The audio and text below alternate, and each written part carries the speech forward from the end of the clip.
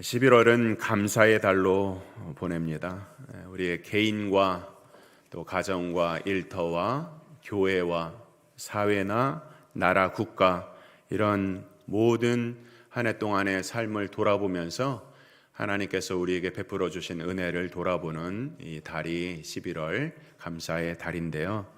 사실 우리가 잊고 살아서 그렇지 하나님께서 하신 일들을 하나하나 기억해낸다면 참 감사할 것들이 너무나도 많이 있습니다. 근데 그 감사가 쉽지가 않죠. 우리의 삶이 고되기도 하고 또 한 해 동안 일이 너무 많았다 이렇게 말하시는 분도 계실 줄 압니다. 누가 감사할 줄 몰라서 감사 못하냐 그런 생각을 가질 수도 있겠죠. 그러나 그럼에도 불구하고 오늘 우리가 감사의 다른 이름을 살펴보면서 우리가 반드시 감사를 만들어내야 되고 그리고 감사의 삶이 얼마나 신앙적인 것인가 생각해보는 그런 시간을 갖길 바랍니다. 감사에는 여러 가지 이름이 있는데 첫 번째로 저는 감사의 다른 이름은 은혜입니다. 은혜. 감사의 삶은 은혜의 삶이라는 거예요. 16절 말씀 다시 한번 보시겠습니다. 그리스도의 말씀이 너희 속에 풍성히 거하여 모든 지혜로 피차 가르치고 권면하고 시와 찬미와 신령한 노래를 부르며 마음의 감사함으로 하나님을 찬양하라. 이 본문을 보면 그리스도의 말씀이 중심이 되었죠. 그리고 나서 교회 안에서 서로 세워져 가고 있죠. 그리고 나서 하나님을 예배하는 그런 모습을 잘 표현하고 있는데 그 마음을 어떻게 표현하고 있습니까? 감사함으로 하나님을 찬양한다는 것은 하나님의 은혜를 찬양한다는 것입니다. 그 모든 감사의 대상이 누구이고 감사의 내용이 무엇입니까? 다 하나님이시고 또 하나님께서 주신 그 모든 내용들에 대해서 감사를 하는 것이죠. 감사가 부족하십니까? 하나님의 은혜를 사모하라는 것입니다.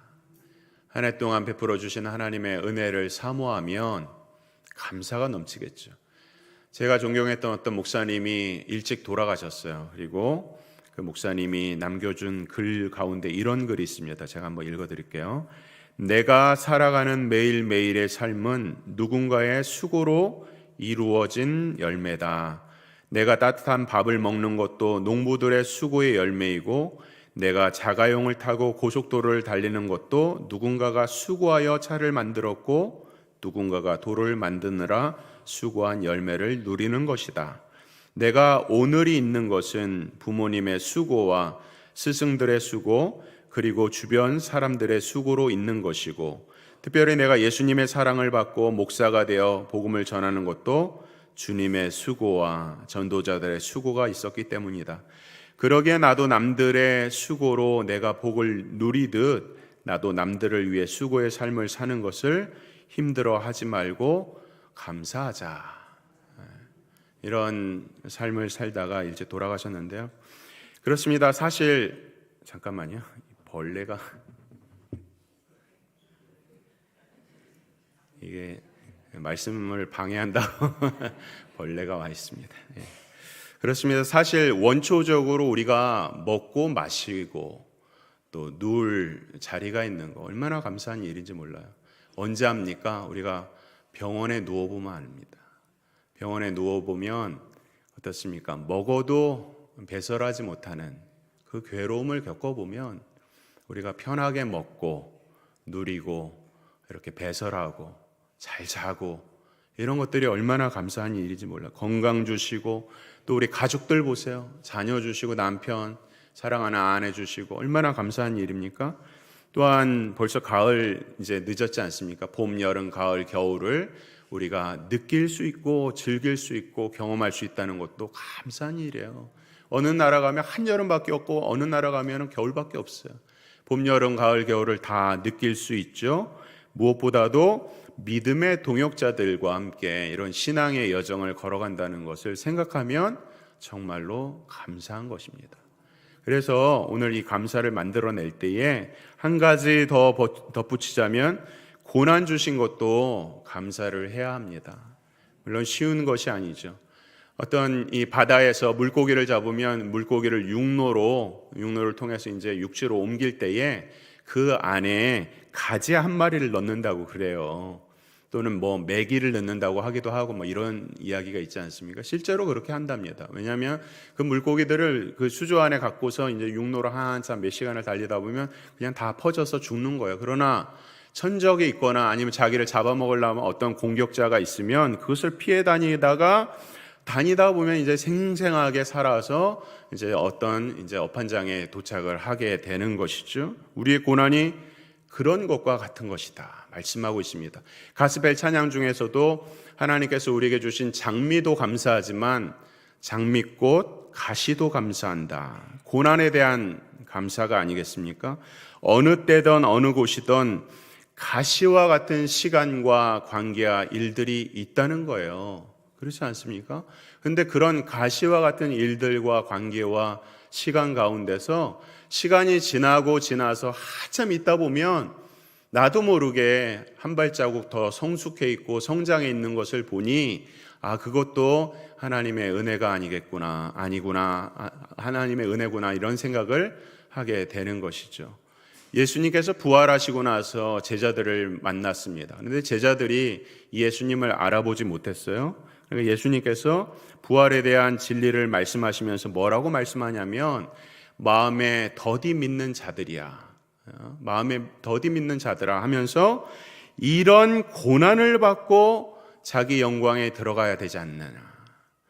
예수님께서도 이런 고난을 받아야 부활의 영광을 누리듯 우리도 이 땅에서 예수님의 자녀로서 이 땅에서 고난을 받고 그 고난을 통과해야 진정으로 영광의 자리에 이를 수 있다고 말씀을 하고 있는 것입니다. 그러니까 하나님의 은혜 속에서 좋은 일, 잘된 일도 당연히 감사해야 되고 고난 속에서도 하나님의 은혜를 꺼집어내면 우리는 감사의 자리에 갈 수 있다고 하는 것입니다. 감사의 두 번째 이름은 믿음입니다. 이 골로새서는 골로새 교회에 보낸 편지인데 이 골로새 지역은 어떤 지역이냐면은 지금의 이제 튀르키예라고 하죠. 옛날 터키 땅인데 그 땅이 이제 골로새 지역이 있는 곳입니다.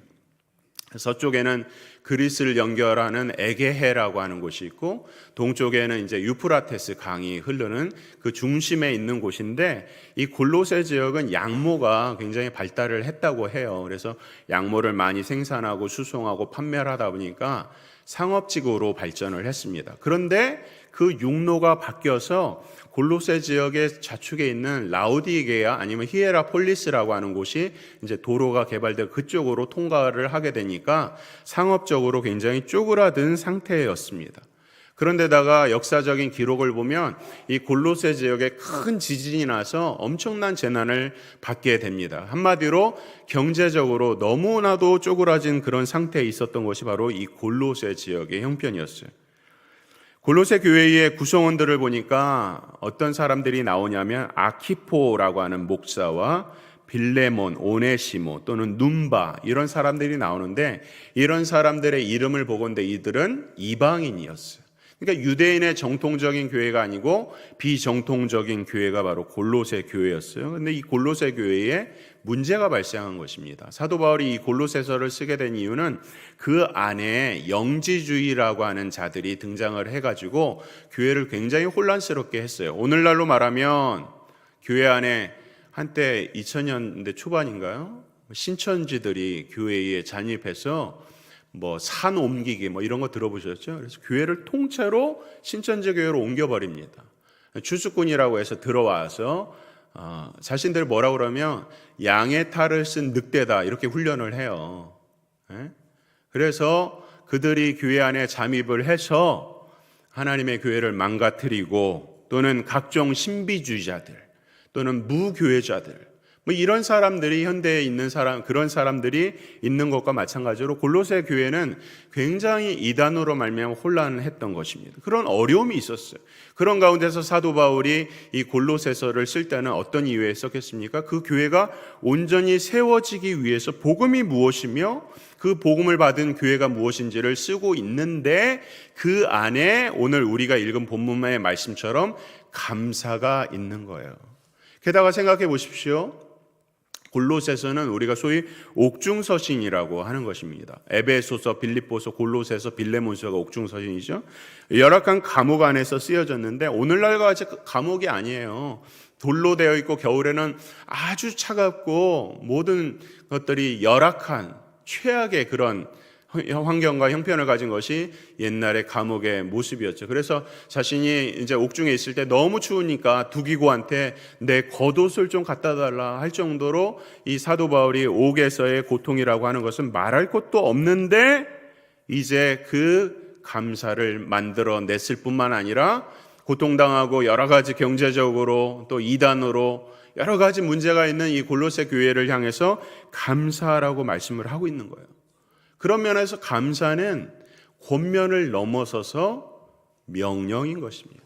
명령이에요. 감사하는 것은 명령이에요.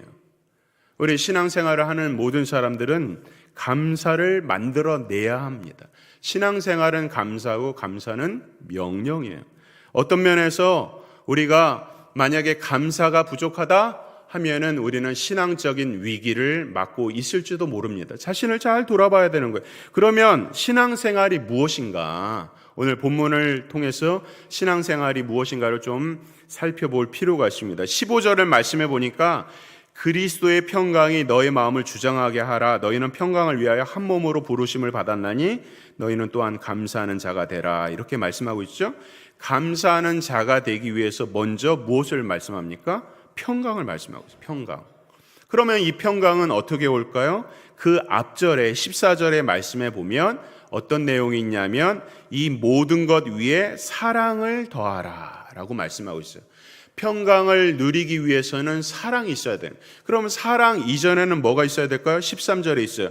누가 누구에게 불만이 있거든 서로 용납하고 피차 용서하되 주께서 너희를 용서하신 것 같이 너희도 그리하고. 사랑을 어떻게 만들어낸다고요? 서로 용납하고 피차 사랑해야. 그러면 서로 용납하고 피차 사랑하는 것은 또 어떻게 가능할까요? 그 앞절의 말씀이 12절이죠. 그러므로 너희는 하나님의 택하신 거룩하고 사랑하신 자처럼 긍휼과 자비와 겸손과 온유와 오래 참음으로 옷 입어라 말씀하고 있어요.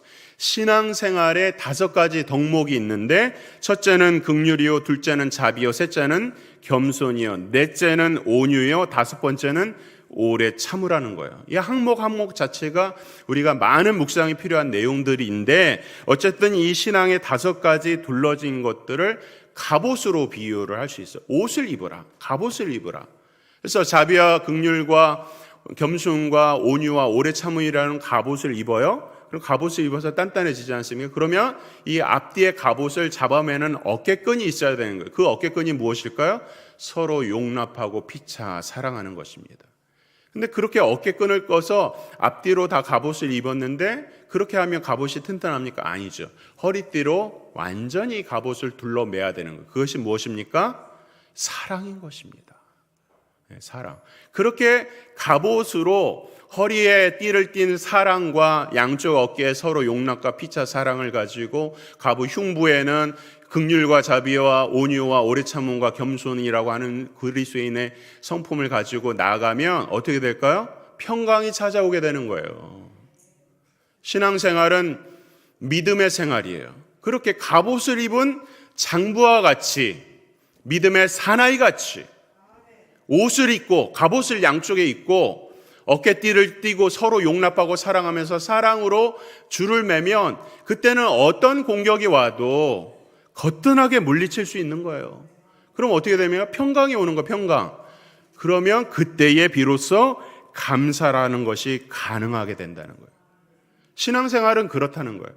이런 신앙생활이 있어야 감사를 만들어내니 감사가 부족하다고 하면 우리는 신앙생활이 무엇인가를 다시 돌아봐야 한다는 것이죠. 그러니까 감사는 열매. 용사만이 믿음의 장부만이 누릴 수 있는 것이 감사예요. 어떤 환경과 어려운 가운데서도 믿음으로 살아가는 사람만이 이 감사를 누릴 수 있는데 누구에 대한 믿음입니까? 본문을 쭉 보면요. 다 그리스도의 평강, 그리스도의 말씀, 주 예수의 이름, 그리스도에 대한 믿음이 결국 감사를 만들어낸다 말씀하고 있어요. 그러니까 내가 누군가를 용납을 했는데 사랑은 하지 않는다? 말도 안 되는 것이죠. 내가 누구와 용서를 했는데 온유하지 못하다? 생각만 해도 끔찍한 것이죠. 사랑하는 성도 여러분, 믿음을 가지라는 거예요. 믿음. 어떤 문제가 있으면 째째하게 굴지 말고 장부답게 믿음으로 그런 것들을 물리치고 용사답게 그까짓 거 해보라는 거예요. 하나님께서 우리를 도와주시고 그리스도께서 우리를 붙잡아 주신다고 말씀하고 있는 것입니다. 그래서 믿음으로 살면 진짜 감사가 일어나고 감사에 감사를 하나님께서 주신다는 것을 믿으시기 바랍니다. 셋째 감사의 이름은 유화입니다. 유화하라. 말이 좀 어려울 수 있는데요. 15절 말씀 다시 한번 보면 그리스도의 평강이 너의 마음을 주장하게 하라. 평강을 위하여 너희가 한 몸으로 부르심을 받았나니 너희는 또한 감사하는 자가 되라 할 때 여기서 너희는 또한 감사하는 자가 되라를 종교개혁자 존 칼빈은 이것을 뭐라고 번역을 했냐면 너희는 또한 서로 유화하는 자가 되라 이렇게 번역을 했어요.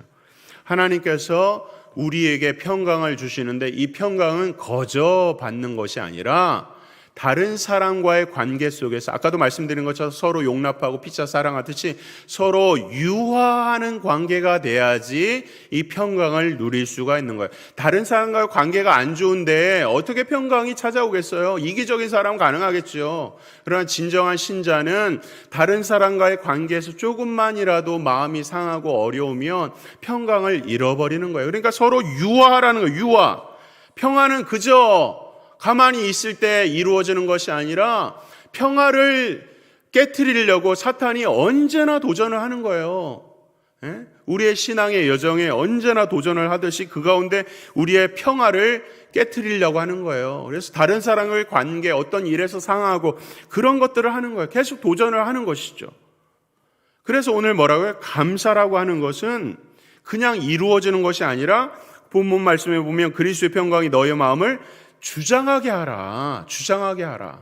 우리 마음에 하나님의 평강이 주장되어야만이 우리는 감사의 자리에 있게 되는 거죠. 그래서 17절 더 나가서 무엇을 하든지 말에나 일에나 다 주 예수 이름으로 하고 그를 힘입어 하나님 아버지께 감사하라 말씀하고 있어요. 우리는 한 교회로 모였습니다. 서로 다른 사람들이 서로 배경도 다르고 생긴 것도 다르고 성격도 습관도 일을 하는 방식도 경험도 다 다른 사람들이 모여서 한 교회를 이루고 있으니 여러 가지 어려운 일이 있을 수가 있습니다. 목표가 조금 다를 수도 있습니다. 그러나 교회는 뭡니까? 그리스도 안에서 한 몸이 되는 거예요. 서로 유기적으로 연결되는 거예요. 서로가 서로를 자기보다 더 낫다고 낮은 게 아니라 더 좋다고 이렇게 인정하는 삶을 통해서 그리스도의 몸의 지체가 되는 거예요. 마치 어떤 물건을 붙이려고 하면 어떻습니까? 악교, 이 본드를 붙이지 않습니까? 본드가 붙어갖고 서로 붙는데 서로의 물질이 서로 녹아지는 거예요. 녹아져야지 이게 서로 물질과 물질이 붙는 거죠. 그것을 역할하는 것이 바로 악교예요, 악교. 그러니까 녹이라는 거예요. 자기 자신을 다른 사람에게 녹이지 않으면, 유화하지 않으면 평강을 찾을 수가 없는 거예요. 자기가 주장하는 자세를 가지고서 어떻게 평화가 옵니까? 그럴 수가 없는 거예요. 우리의 신앙생활은요, 정말 이 본질을 향해서, 영적인 부분을 향해서 나가는 거예요. 그러니까 사소한 것들에 대해서 그냥 서로 녹아지는 거예요. 그까짓 거 하는 거죠. 어떤 분이 이런 얘기를 하더라고요. 상대가 문제가 있어가지고 막 화를 낸다든지 아니면 뭐 말귀를 못 알아듣는다든지 아니면 계속 막 어거지를 쓰면은 그러라고 말을 하더라고요. 그랬구나. 그래. 그렇게 해보라는 거예요. 옆에 사람 보고 한번 해보세요. 그랬구나. 그냥 막 화를 내다가 그랬구나. 그러면은 할 말이 없죠. 그랬구나. 그렇게 하라는 거야. 그냥 녹아지라는 거야. 그냥 그거 가지고 그냥 똑같이 부딪히고 똑같이 싸우고 그래서 어떻게 해요? 집에 돌아가면 마음이 상하고 기도의 문이 막히고 그렇게 살지 말고 그냥 사소한 것들은 그랬구나. 오늘부터 이제 여러분들 무슨 일 있으면 그랬구나 한번 해보세요. 그러면 웃음이 터져 나와요. 기뻐요. 제가 강단에서 누구 얘기는 안 하지만 우리 박예리 전도사님 뒤에 계시는데 박예리 전도사님 맨날 그래요. 이제 중간에서 저한테 여러분들이 말을 못하니까 말씀 못하시니까 이제 박 전도사님한테 막 얘기한단 말이에요. 그러면 이제 말투가 바뀌었습니다. 알겠사옵나이다. 그리 하시옵소서. 이렇게 하니까 이제 상대방이 막 화를 내다가도 그렇구나 하면서 이렇게 참는다는 것이죠. 그런 말 한마디가 상대방이 막 화를 내면 나도 좀 화가 날 수 있지 않습니까? 그런데 말을 그랬구나 그리 하시옵소서 이렇게 얘기를 하면 상대방이 화를 내다가도 그냥 푹 퍼지는 것이죠. 이렇게 하는 삶, 감사하는 삶, 별것이 아니라는 거예요. 녹아지는 삶을 살라는 거예요. 녹아지라. 녹아지면 감사하는 삶을 살 수 있고 녹아지지 않으면 감사가 없는 거예요. 오늘 어깨띠에 서로 두른 것이 뭡니까? 서로 용납하고 피차 사랑하는 것. 감사를 다른 이름으로 말하면 그것은 바로 녹아지는 삶인 것입니다. 성도 여러분, 추수감사 주일을 맞이해서 오늘 이 강단 장식 얼마나 아름다운지 몰라요. 제가 본 것 중에 가장 아름다운 것 같아요. 근데 이 감사를 찬양하기 위해서 하나님 앞에 이렇게 아름답게 장식을 했는데 실제로 우리 마음속에 감사를 끌어내야 합니다. 하나님의 은혜를 기억하고 믿음으로 살고자 결단하고 다른 사람과의 관계에서 내가 녹아지기 위해서 다시 한번 시간을 갖고 생각하고 하나님을 예배하는 날이 오늘 추수감사 주일이 돼야 됩니다. 교회적으로 어떤 시간을 보냈습니까? 여러 가지 힘든 시간을 보낸 줄 압니다. 그럼에도 불구하고 성도의 기도를 통해서 하나님께서 말씀과 기도로 다시 세워주고 계시고 또 교회도 이렇게 아름답게 새롭게 단장이 되고 무엇보다도 믿음의 동역자들이 하루하루 믿음으로 성장해가고 성숙해가는 이런 일들이 일어나고 있는 줄 믿습니다. 그래서 그런 것들 하나하나 생각하면 감사죠, 감사. 그래서 오늘 다른 언어로 3가지를 배웠어요. 첫 번째, 은혜로 하나님을 찬양하라. 두 번째, 믿음의 삶을 살라. 세 번째, 녹아지는 삶을 살라. 오늘 이 말씀 계속 기억하면서 우리가 감사를 만들어내는 믿음의 장부가 될 때에 우리가 가졌던 조그만 감사가 하나님께서 그 은혜를 주셔서 더 큰 감사로 우리에게 역사하실 줄 믿습니다. 이런 은혜가 충만한 교회가 되길 주의 이름으로 축원합니다.